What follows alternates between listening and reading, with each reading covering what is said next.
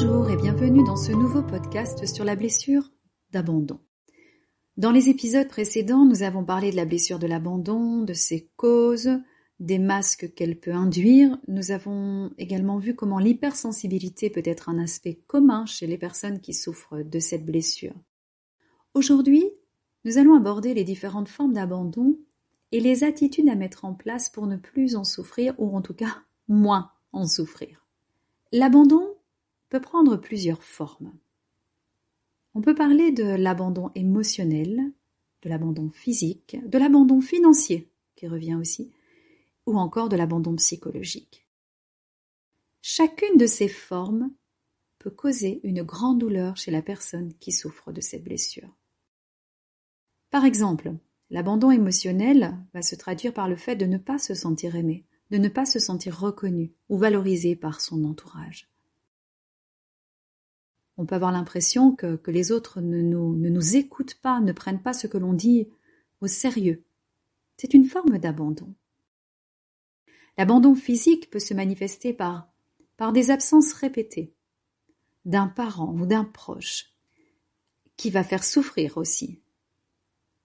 Tandis que l'abandon financier peut plutôt se manifester par des difficultés financières importantes ou l'incapacité de subvenir à ses besoins et de rester dépendant de quelqu'un d'autre, d'un proche et même de parents.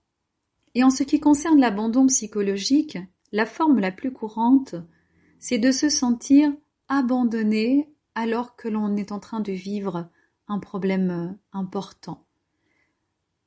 C'est comme si les autres n'étaient pas concernés par ce problème, étaient même indifférents à ce que nous sommes en train de vivre alors que nous sommes en pleine souffrance. Il est important de comprendre que la blessure de l'abandon va générer, chez les personnes qui en souffrent, vraiment une peur de l'abandon, mais cette peur de l'abandon va les amener à adopter des comportements qui ne sont pas adaptés. Et des comportements qu'on pourrait même penser enfantins ou d'adolescents, comme la jalousie, comme l'attachement excessif, comme la dépendance affective et même la manipulation pour garder un lien. Alors pourquoi je parle des enfants et des adolescents ? Parce que lors de l'enfance et de l'adolescence, on est encore dépendant des autres, des parents, des adultes.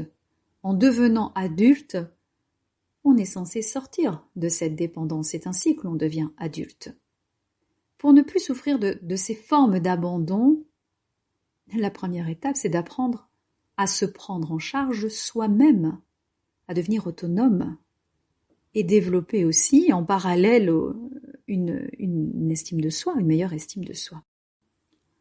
Vous voyez, une fois de plus, je vais mettre en avant le principe de se reconnecter avec ses besoins émotionnels, d'apprendre à les exprimer, d'apprendre à les combler par soi-même, de ne pas attendre que l'autre comble ses besoins.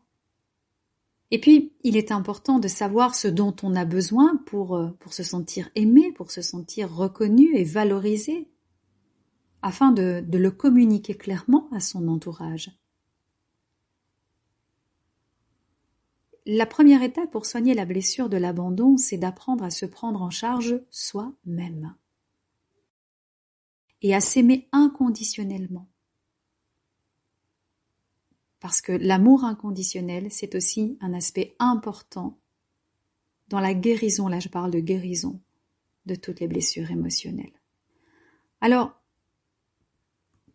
pour cette blessure, là je vous invite aussi, un peu comme pour la blessure du rejet, à créer un réseau de soutien affectif et de confiance. Identifiez les personnes qui vous aiment réellement, qui vous soutiennent inconditionnellement. Et cultivez ces relations de manière régulière. Faites en sorte de les garder saines et authentiques en ayant une communication claire avec les autres. Travailler sur la blessure d'abandon va vous aider aussi à reconnaître vos propres limites, à accepter les limites des autres aussi. Voilà, la blessure de l'abandon, vous l'avez compris, peut prendre plusieurs formes. Et j'insiste vraiment pour vous inciter, si vous êtes dans ce cas en tout cas, pour vous inciter à vous prendre en charge vous-même. Et oui, vous pouvez être accompagné, vous pouvez être soutenu aussi par des amis. Mais comprenez dès maintenant que l'objectif du travail sur cette blessure, de l'abandon, pour ne plus avoir à souffrir de la peur de l'abandon, est d'apprendre à devenir autonome, même au niveau de l'amour. Merci de m'avoir écouté, j'espère vous avoir éclairé un peu. À bientôt!